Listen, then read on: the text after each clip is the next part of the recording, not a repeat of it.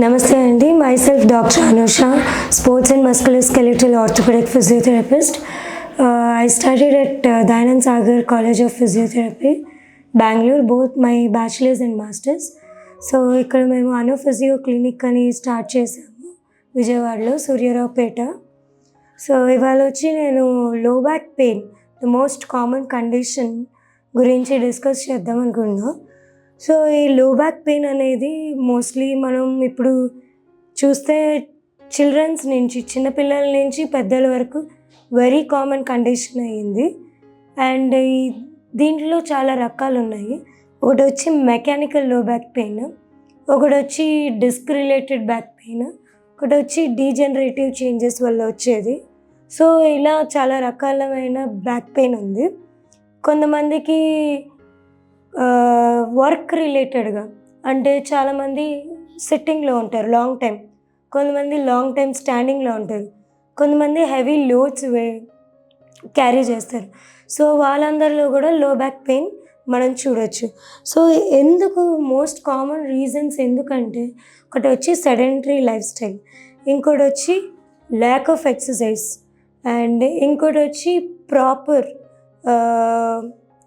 కొంతమంది వర్కౌట్ చేసిన proper work out చేయట్లేదు, అంటే వార్మప్.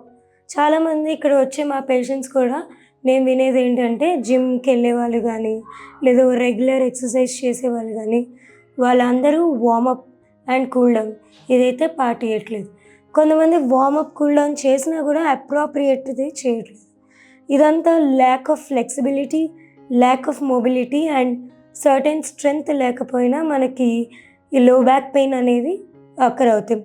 కొంతమందికి ఫామ్ కరెక్ట్ లేకపోయినా, ఇన్ కేస్ వాళ్ళు వర్కౌట్ చేస్తుంటే, ఇన్ కేస్ వాళ్ళు ఏమైనా deadlift training, power lift training అలా చేస్తున్నా వాళ్ళకి కరెక్ట్ ఫామ్ ఆర్ పోస్చర్ లేకపోతే again there will be strain of the muscles. So ఇది జనరల్ పాపులేషన్లో తీసుకుంటే డైలీ రొటీన్స్కి రిపిటేటివ్ యాక్షన్స్ చేసిన, ఇన్ కేస్ దానికి ఎక్కువ ఇంపార్టెన్స్ ఇవ్వకపోయినా మనకి బ్యాక్ పెయిన్ అనేది సహజంగా వస్తుంది. సో దీన్ని మనం ఎలా రెడ్యూస్ చేసుకోవాలి అంటే మేము ఫిజియోథెరపీ మేనేజ్మెంట్ చేస్తాము without medication and without surgery. కొంతమందికి సర్జరీ ఆప్ట్ చేస్తారు, అది సివియర్ స్టేజెస్ ఉన్నాయండి. డిస్క్ రిలేటెడ్ ప్రాబ్లం వాళ్ళకి, అండ్ స్పాండలైటిస్, స్పాండలోసిస్, స్పాండిలోలిస్థెసిస్ అని కండిషన్స్ ఉంటాయి. సో ఈ కండిషన్స్లో కూడా కొంతమందికి రికమెండ్ చేస్తారు. Along with those any other symptoms ఉన్నా కూడా, కండిషన్స్ ఉన్నా కూడా చేస్తారు. సో ఇప్పుడు మనం డిస్క్ రిలేటెడ్ తీసుకున్నామంటే ఫర్ ఎగ్జాంపుల్ ఇది ఒక వర్టిబ్రే. మనకి స్పైన్లో we have cervical, thoracic, lumbar, sacrum and coccyx. So వీటిల్లో ఎక్కడైనా మనకి డిస్క్ బల్జ్ అవ్వచ్చు లేదా జాయింట్ డిస్ఫంక్షన్స్ అవ్వచ్చు. సో ఇప్పుడు మనం డిస్క్ రిలేటెడ్ తీసుకుంటే ఫర్ ఎగ్జాంపుల్ ఇది ఒక వర్టిబ్రేస్ అనుకోండి, స్పైన్లో ఒక వర్టిబ్రేస్. ఈ రెండింటి మధ్యలో మనకి ఒక కుషనింగ్ మెటీరియల్ లాగా ఇలా ఉంటుంది.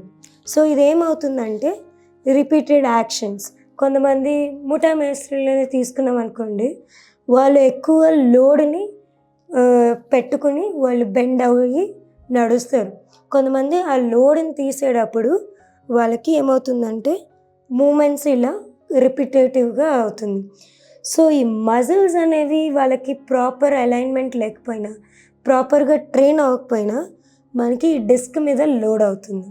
సో ఇది లోడ్ అవటం వల్ల ఏమవుతుందంటే ఇలా కంప్రెస్ అవుతుంటే, లోడ్ అవుతుంటే ఇదేమవుతుందంటే బయటికి రావడానికి ఛాన్సెస్ ఉంటాయి. సో ఈ బయటకు వచ్చినప్పుడు మనకి పక్కన నర్వ్స్ ఉంటాయి. సో ఆ నర్వ్స్ని కంప్రెస్ చేస్తుంది. ఆ నర్వ్స్ని కంప్రెస్ చేసినప్పుడు మనకి తొంట మీద, కాలు వెనకాల నొప్పి రావటం అలా జరుగుతూ ఉంటుంది. సో ఈ సిమ్టమాటిక్ పెయిన్ని తగ్గించవచ్చు, పెయిన్ మేనేజ్మెంట్ చేస్తాము. దాంతోపాటు proper workout and work related workout, ఒకవేళ స్పోర్ట్స్ వాళ్ళైతే స్పోర్ట్స్ స్పెసిఫిక్ ట్రైనింగ్ కూడా చేస్తాము.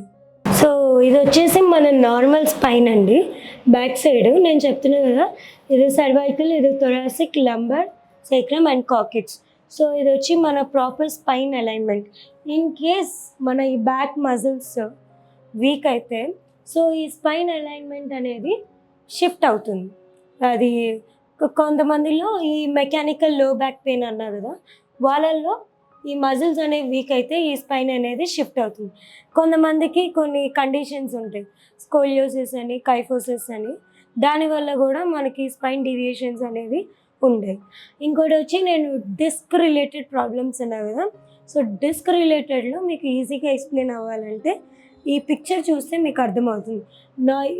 ఈ రెండు వచ్చేసి వర్టిబ్రా, ఇది వచ్చేసి డిస్క్. ఒక సాఫ్ట్ కుషన్ లాగా ప్రొటెక్ట్ చేస్తుంది మెకానిజం. ఇప్పుడు మనకి మోకాళ్ళ గుజ్జలాగో అలాగే మనకి ఈ వర్టిబ్రే మధ్యలో ఈ డిస్క్ అనేది అలాగా. నార్మల్ డిస్క్ వచ్చేసి ఇలా ఉంటుంది.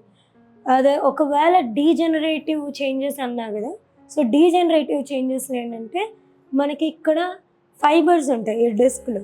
సో ఆ ఫైబర్స్ అనేవి ఇలా బ్రేక్అవుట్ అయ్యి ఇలాగా మనకి డీజనరేట్ అవుతుంది. దాన్ని కూడా డిస్క్ డిహైడ్రేషన్ అని కూడా అంటారు. సో అదైనప్పుడు ఓన్లీ ఆ రీజియన్లో మనకి బ్యాక్ పెయిన్ ఉంటుంది. ఒకవేళ డిస్క్ బల్జింగ్ ఉంటే సో ఆ డిస్క్ అనేది ఇలా దాని లోపల ఒక ఫ్లూయిడ్ ఉండిద్ది, దాన్ని న్యూక్లియస్ పల్పోసిస్ అంటారు. సో అది ఇలా బయటికి రావటం అవుతుంది స్లోగా. సో అది ఇలా బయటకు వచ్చినప్పుడు మనకి బ్యాక్ కాకుండా ఆ ఏరియాలో వచ్చి పెయిన్ కాకుండా దొంటలో కూడా పెయిన్ ఉంటుంది. కొంతమందికి బ్యాక్ ఈ టై వెనకాల కూడా కొంతమందికి పెయిన్ ఉంటుంది. అండ్ దీంతోపాటు మీరు ఈ మజిల్స్ కూడా వీక్ అవటం వల్ల మనకి ఇంకా హెవీ పెయిన్ అనిపిస్తుంది. కొంతమంది లేవడానికి కూడా ఇబ్బంది పడతారు. సో ఈ డిస్క్ బల్జ్ ఉన్న వాళ్ళకి అది కూడా ఉంటుంది. ఇన్ కేస్ కొంతమందికి severe muscle strain and weakness ఉంటే వాళ్ళల్లో కూడా మీరు లేవడానికి కానీ నడవటానికి కానీ ఈ సిమ్టమ్స్ అన్నీ కూడా చూడొచ్చు. హర్నియేటెడ్ డిస్క్ ఏంటంటే ఈ మొత్తం బయటకు వచ్చేసి అలా మనకి కంప్రెస్ అవుతూ ఉండేది. సో మొత్తం నర్వ్స్ అనేవి కంప్రెస్ అవుతూ ఉండేది. అండ్ దీంట్లో వచ్చేసి మొత్తం కాలు వెనకాల నొప్పి ఉంటుంది. బట్ స్టిల్ కొంతమంది they can be able to walk. ఇది డిస్క్ థిన్నింగ్ అండి. డిస్క్ థిన్నింగ్ అంటే completely the disc is getting lowered. So దానివల్ల ఏంటంటే సివియర్. ఈ రెండు కేసెస్లో మనం ఆర్థోపెడిషియన్స్ లేదా న్యూరో సర్జన్స్ వీళ్ళందరూ మనకి ఆపరేషన్కి సజెస్ట్ చేస్తారు.